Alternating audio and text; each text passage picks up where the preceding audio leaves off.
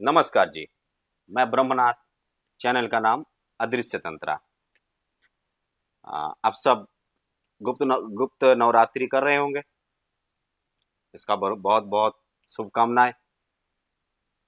आ, गुप्त नवरात्रि तरह तरह के लोग तरह तरह के करते हैं। अलग अलग जगह के लोग अलग अलग तरीके से करते हैं। अच्छी बात है, करना भी चाहिए। हमारे सनातन शास्त्र यानी कि हमारे सनातन में जो इसकी पूजा विधि बताई गई है, मैं उस पे कभी भी उंगली नहीं रखूंगा। मैं कभी भी हाथ नहीं रखूंगा। वो हर एक चीज साइंटिफिक प्रूफ है। लेकिन बात मैं ये करूंगा, क्या आप इसे समझते हैं? अगर हम पूजा कर रहे हैं तो क्यों कर रहे हैं? इसका महत्व क्या है? इसे जब शास्त्र में बताया गया है तो इसके उसके पीछे का रीजन क्या है और इसके पीछे का वैज्ञानिक कारण क्या हो सकता है? बहुत सारी चीजें होती है। देखिए, हमेशा याद रखिए, जब आप कोई पूजा कर रहे हैं, कोई पाठ कर रहे हैं, कोई साधना कर रहे हैं, तो उसे मानने की बजाय जानने की कोशिश करें। अगर आप जानने की कोशिश करेंगे तो आपके सामने बहुत सारी चीज खुल के आ जाएगी। जैसे मैंने पिछले वीडियो में बताया था, जब आपके पास ये क्वेश्चन मार्क आएगा कि मंदिर में घंटी क्यों बजाई जाती है, हम मंदिर क्यों जाते हैं, तो इसी तरह अगर आप मानने की बजाय जानने की कोशिश करेंगे तो आप डेफिनेटली आप और ज़्यादा खुद को प्रूव कर पाएंगे, अपने जीवन को और सुंदर बना पाएंगे और बहुत जल्दी ईश्वर से कनेक्ट हो पाएंगे आप। तो मेरी बात ये नहीं कि आप लोग नहीं समझते हैं, ऐसा कोई बात नहीं है। आप बहुत ज्ञानी हो, बहुत समझते हो, लेकिन मैं जितना समझता हूँ आपको उतना बताने की जरूर कोशिश करूंगा। और आप बस मेरी बातें थोड़ा ध्यान लगा के सुने, ताकि आपको लगे कि आपको करना क्या चाहिए या क्या नहीं करना चाहिए। और जो आप कर रहे हैं वो बहुत अच्छा है। आपका जो पूजा है, जो साधना है, वो सफल हो, इसके लिए मैं माँ भगवती से प्रार्थना जरूर करूंगा। बात ऐसा है कि गुप्त नवरात्रि को समझने से पहले आपको कामाख्या जो होती है, अमावस्या, इसे समझना बहुत जरूरी है। जब तक आप उसे नहीं समझेंगे तब तक इसे नहीं समझेंगे। अब यहाँ पर आती है, देखिए, ईश्वर आसमान में नहीं बसते, ईश्वर पाताल में नहीं बसते। ईश्वर आपके साथ है, आपके पास है, आपके अंदर है और इस पंच तत्व में विलीन है। क्योंकि ईश्वर खुद ही पंच तत्व से बने हुए हैं। वो खुद ही पंच तत्व है और हम सब उसके अंश हैं।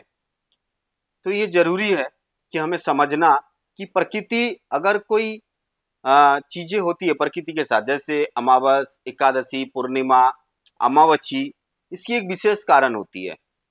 तो जब तक हम अमावस्या को नहीं समझेंगे तब तक हम गुप्त नवरात्रि नहीं समझ सकते। तो थोड़ा सा कोशिश करेंगे अमावस्या को समझने के लिए। हालांकि आप बहुत ज्ञानी हो, आप लोग बहुत कुछ जानते हो और यूट्यूब में बड़े पड़े हुए हैं, फिर भी मैं कोशिश करूंगा कि आपको थोड़ा विस्तार में समझाया जाए। अगर वीडियो थोड़ा लंबा हो जाए तो माफ कर देना, बहुत जरूरी वीडियो है, देख लेना। अमावस्या, प्रकृति जब रजशीला होती है, अब बोलते हैं ना कामाख्या मासिक धर्म होता है, रजशीला होता है, ऐसे बोलते हैं ना। तो प्रकृति जब रजशीला होती है, प्रकृति रजशीला तब होती है जब वो प्रजनन के लिए तैयार होती है, मतलब वो सृष्टि करने के लिए तैयार होती है, तब प्रकृति रजशीला होती है।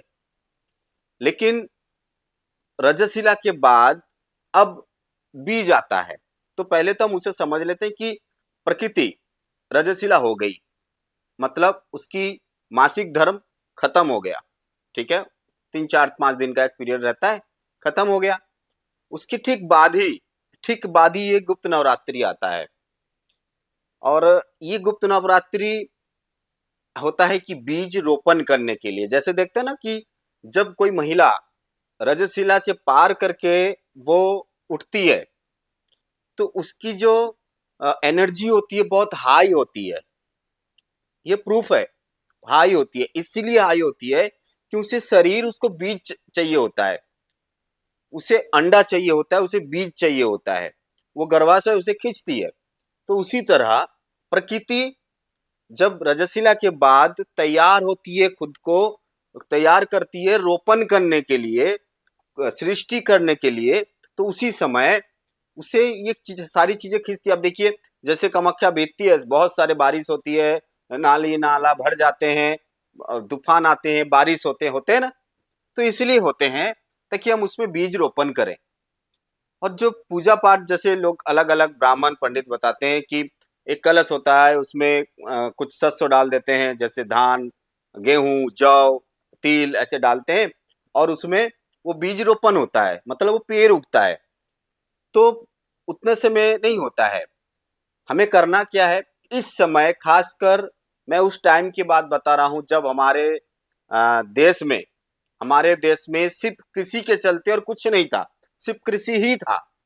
तो वो टाइम ये सृष्टि किया गया जब रजस्वला के बाद प्रकृति प्रजनन के लिए तैयार होती है, तो उस समय सारे किसान अपने जमीन पे बीज रोपण का काम करते थे। सारे किसान वो बीज रोपण का काम करते थे। ये 9 दिन का जो पीरियड होता है, इसमें वो जमीन को सजाते हैं, मतलब जमीन में हल चलाते हैं। उसके बाद जो अमावस्या होता है उसमें हल नहीं चलता है, उसमें आप हल नहीं चला सकते। बहुत सारे अभी किसान हैं जो ये समझते नहीं है, वो हल वगैरह चलाते हैं, भाई उनका मर्जी, हम वहां पर डिबेट नहीं करेंगे। लेकिन हम बात कर रहे हैं गुप्त नवरात्रि की।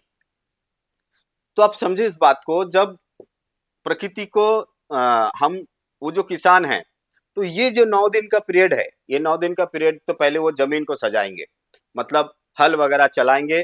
उसके बाद उसमें बीज डालेंगे, उसके बाद उसमें बीज डालेंगे, और वो अंकुरित होगा, बहुत अच्छा से अंकुरित होता है, और बहुत अच्छी ही उसकी फलन होती है। तो प्रकृति को सजाने धजाने और ये सब करने के लिए, ये सब के लिए नहीं है। प्रकृति खुद ही बता देगी आपको भाई अगला स्टेप क्या है, प्रकृति खुद ही बता देगी, आपको कुछ नहीं करना है, बस इसे समझना जरूरी है।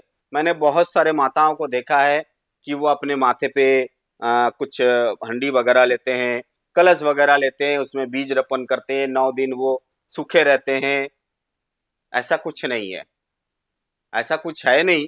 मैं आपको ये नहीं कह रहा हूं कि वो गलत है, वो सामाजिक है, वो समाज कल्याण के लिए शायद ठीक है। लेकिन जो गुप्त होती है, तो ये गुप्त है, तो ये गुप्त क्यों बताया गया? नवरात्रि नवरात्रि होता है, तो गुप्त ही क्यों बताया गया? गुप्त इसलिए बताया गया ताकि, मैं यहाँ पर ये कहानी नहीं है, ये सच्चाई है।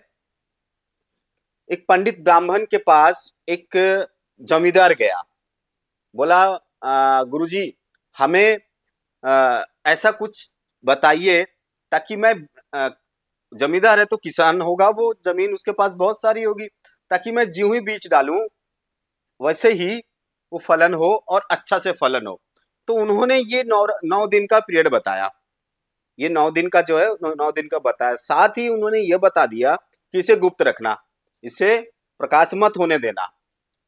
तो ये जो सिस्टम है, गुप्त नवरात्रि, गुप्त नवरात्रि, गुप्त बोल के कुछ होता नहीं है, कुछ भी चीज ऐसा नहीं है जो गुप्त हो, बस उस बात की मतलब होती है। अब आती है रात क्यों बताई गई? रात इसलिए बताई गई क्योंकि किसान ये 9 दिन में बहुत मेहनत करते हैं, ना दिन देखते हैं ना रात देखते हैं। ठीक है, ये प्रैक्टिकली है, इसमें लॉजिक है, बाकी चीजों में मुझे समझ नहीं आता। तो मर्जी आपकी, मैं सिर्फ ये बताना चाहा कि प्रकृति हमें क्या बोलना चाहती है। ठीक है, नमस्कार जी, ओम नमः शिवाय।